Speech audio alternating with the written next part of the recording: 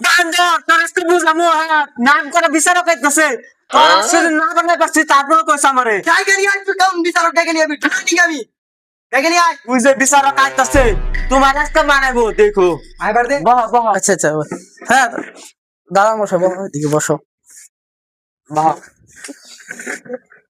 ও ও কিছে তো বলে খালি কাজ লাগি থাকে কি কি নিয়ে বিষয়টা সব ক এই তুই ক খুলে ক কও বিচারক মহাশয় আমার রাম দিছিলাম 1 কেজি দিলাপি নিয়ে আসছে মাত্র আধা কেজি না তোমার কি 10 কেজি নিয়ে আহুম আমি বুঝছি তো কাজে কি হইছে আচ্ছা বিচার তো আরম্ভ করি না আর মগলাম যায় তাহলে খারিয়ে নই নাকি না একটু বইয়া পরে খারে নাকি না খারিয়ে নই খারিয়ে করলে ভালো হবো এই উপস্থিত মান্যগণ্য জঘন্য ব্যক্তি সকল লগে রাজ সকল তো আমি যে বিচার করে দিমু এই বিচারে তোরা মানতে আসত না নাই কও আসি আছে আছে মানতে আসত তো ঠিক আছে আমি বিচার করে দিতাছি আমি এমন বিচার আরো 10টা করে থিয়েছি ওগো জীবনে আর কাইজা লাগবো না কাইজা লাগেও না আজ পর্যন্ত আমি আরম্ভ করতেছি সকল আমার বাইরে দিলে আমাকে ক্ষমা করে দিও খালি কাজা করে থাকো বন্ধ তুই একটু ঘরে না বন্ধ দুটা পার্সোনাল কথা আছে ঠিক আছে পরে থাকলে কি এই হুন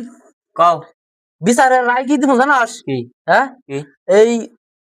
ওর লগে কোনদিন কথা কবি না ও আইলে এই কথা কমু আর ওরও কমু ও যাতে তোর লগে কোনদিন কথা না কয় ঠিক আছে হ্যাঁ ও অল্প কেরম কিরম করলেও তুই কই ভাই বিচারকে যেটা কইছে সেটাই ঠিক আছে হ্যাঁ আর তারপরে কি করুন জানাস হ্যাঁ কালকে একটা সেরান নাকি তোর ভাগিয়ে দিবি এই বান্দরের মধ্যে থাকার না কোনা বহুত কাজ করে হ্যাঁ কি আমরা দুজন ছেলে পড়াই থাকে চল ওই বান্দর আয় অন অফিসার মশাই কি হইছে এই যে আমরা সিদ্ধান্ত একটা দিছি চূড়ান্ত সিদ্ধান্ত ঠিক আছে এই সিদ্ধান্ত কিন্তু মানন রাখবো সিদ্ধান্ত হইলো তুই বর্ণকার জীবনের কথা কবি না